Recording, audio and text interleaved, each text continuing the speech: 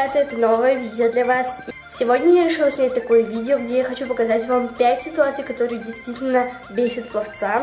Я считаю, что меня уже можно назвать пловчихой, потому что я действительно занимаюсь каждый день, хожу в спортзал, и наши тренировки достаточно, я не скажу, что сложные, но все-таки это уже считается как спортивное плавание.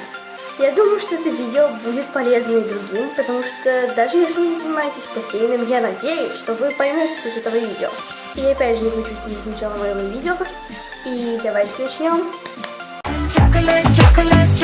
И первая жизненная ситуация в бассейне заключается в том, что ты выходишь с дорожки, снимаешь шапочку, очки, и тебя спрашивают: ну что, как там, ты выиграл? Нет, не выиграл, перестаньте спрашивать, а?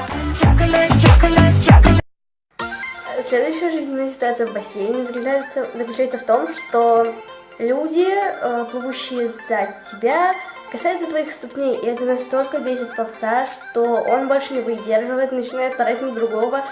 И, ребята, серьезно, и если вы хотите обогнать человека, то, пожалуйста, обгоняйте, мне не жалко. Но меня серьезно бесит, когда люди тащатся у меня в ногах. Следующее, прям вообще жиза-жиза, это когда ты выходишь с бассейна, и сколько бы долго ты ни стоял в душе, ты все равно будешь пахнуть этой дурацкой хлоркой. Хоть ты простоишь в душе 2 часа, 3, 4, бесконечность. Может, ты простоишь в душе, и ты все равно останешься пахнуть хлоркой. Следующая жизненная ситуация, это уже получается 4-я, это то, что после плавания у тебя остаются следы от очков. А потом ходи всем и рассказывай, что ты просто недавно плавал, и скоро все это пройдет. Последняя жизненная ситуация, это то, что ты сплавал на соревнованиях, сплавал плохо, но потом вся твоя группа начинает тебя утешать, мол, у тебя все еще впереди, подожди, ты сможешь.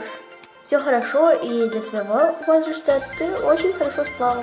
Но когда тебя утешают, тебе становится еще настолько плохо, проплыл ужасно, и потом тебя наругает тренер, может быть, даже не наругают, но выскажет тебе свое мнение. И я надеюсь, что вы хотя бы суть этого видео поняли, и если это так, то ставьте палец вверх и подписывайтесь на мой канал. Поняли, то тоже ставьте палец вверх и подписывайтесь на мой канал. Ну а я вас всех очень сильно люблю, и пока-пока!